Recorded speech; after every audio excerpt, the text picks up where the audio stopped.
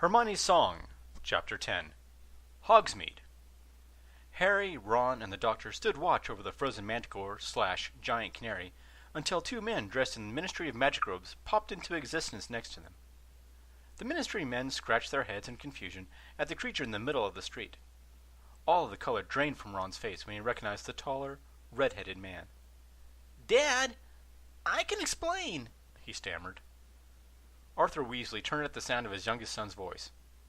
"Ronald, what are you doing here? Didn't they tell you students weren't allowed off the school without an adult escort?" he demanded. As an afterthought, he added a cheerful, "Hello, Harry." Harry, still grinning from the recent victory, replied, "Hello, Mr. Weasley," and shook the elder Weasley's hand. "We do have an escort," he told Arthur while pointing at the Doctor. Taking that as his cue, the Doctor stepped forward and offered his hand. "Hello, I'm the Doctor," he supplied. Ron stepped over to his father's side and whispered, "He's a black cat, Dad." Arthur's eyes widened in shock, and he pumped the Doctor's hand energetically. "Pleasure to meet you, sir," he gushed. He was a huge fan of the Jamie Bond's Black Cat book series, written by Captain James Harper, retired. He knew the character in the book was fictional, but it still colored his views on the real black cats. He was also in love with the concept of Aurors deeply embedding themselves in the Muggle world.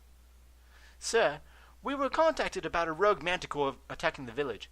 You wouldn't by any chance have seen one about?" he inquired. Ron tugged on the sleeve of his father's robe and gestured at the gray-hued canary. "That's him," he pointed out. While Arthur creased his brow in confusion, Ron went on. "The Doctor came up with a plan to use Fred and George's canary creams to turn the manticore into something we could handle. He and I tossed it the candies while Harry hexed it," he explained. Arthur reached over and mussed his son's hair affectionately. "Well done, boy, well done," he praised. His expression changed when he realized how close they would have been in order to get the candies into the beast's mouth. Looking skyward, Arthur pulled off his pointed wizard's cap and ran his fingers through his thinning, red hair. "For goodness sake, Ron, do you realize how close you came to being killed?" he chastised.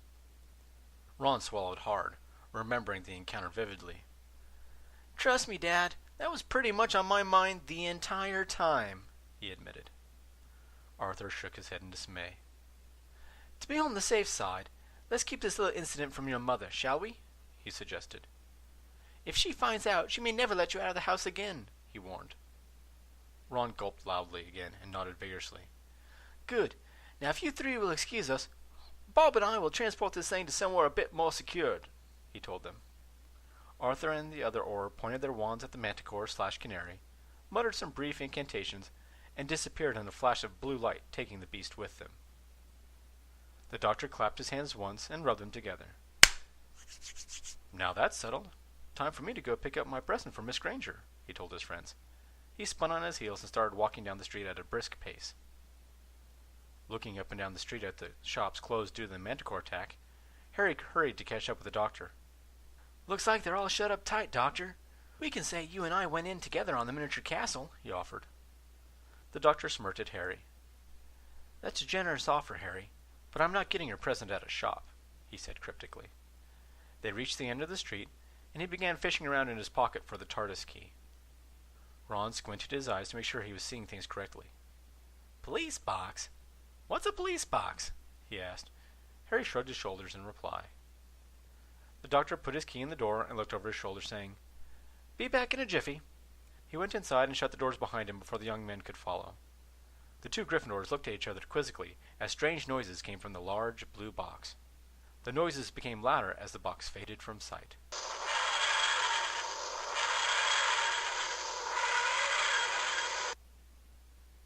London, 1602.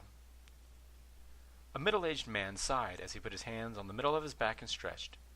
He had been writing for several hours, and the candle on the corner of his desk was nearly burnt out. Familiar noises coming from the courtyard near the inn where he kept a room drew his attention.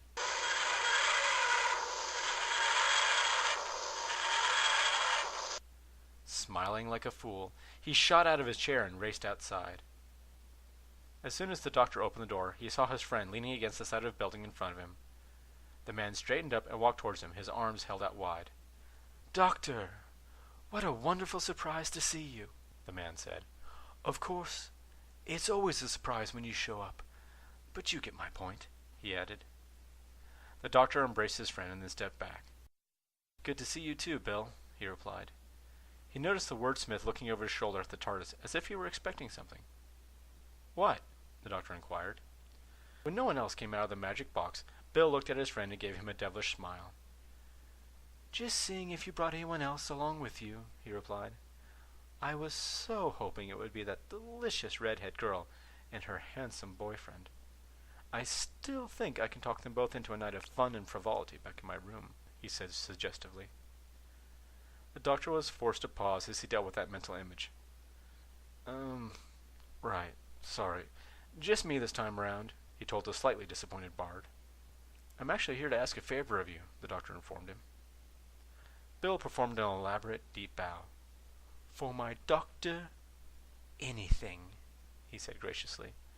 He straightened and looked more serious. I mean that, old friend. You have but to name it, and if it is within my power, it will be done. I swear it, he promised. Thank you, Bill, the doctor replied. It's actually a rather small thing. A birthday gift for a friend of mine. She's a big fan of your works, he told him. Bill clapped his friend on the back and led him to the tap room of the inn. You can tell me all about this woman with extraordinary taste over a few pints, he suggested. He saw the doctor look over his shoulder at the TARDIS. Doctor, you have a wondrous conveyance that allows you to travel through time and space. I think you can spare time for a drink or two, he reminded the old alien. Looking like he wasn't totally convinced, I suppose I have time for one drink, he replied hesitantly. Hogsmeade, 1996. Within seconds of the blue box disappearing, the unearthly noises began again. This time, a slight breeze accompanied the sounds and was followed by the police box fading back into sight.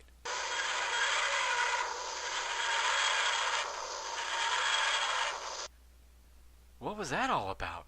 Harry wondered, running his hand over the wooden side of the box. The door to the TARDIS opened and the doctor slowly stepped outside, shading his eyes with his hand. He pulled a pair of extremely dark glasses out of his jacket and slipped them on. Why does this system star have to be so bloody bright? He moaned. He slowly locked the door behind him as if every movement brought pain. Are you all right, Doctor? Harry asked, worried for his new friend. The doctor held up a finger to his lips to indicate silence. Not now, Harry. The sound is bouncing around the inside of my skull like an adipose after a cupcake, he croaked. For once, I welcome the silence and whatever is behind them, he muttered. With utmost care, the doctor reached back into his jacket and tried to find a pill bottle he had stashed years ago. He finally found it and had to lift his glasses a bit to read the label. 1 to 2 capsules per day, with a large glass of water, he read aloud. After finally getting the cap off, which he found exceedingly difficult for some reason, he poured out 4 pills into his hand and looked around desperately for something to drink. Harry pulled out his wand and whispered, Accio aquas! A goatskin flask full of water flew to his outstretched hand. Here you go, Doctor, he offered softly. Thank you, Harry, the doctor managed in something close to a whimper. He tossed the pills in his mouth and drained the water skin. I should be better by the time we reach the castle. Granted, the Thestrals take it nice and slow.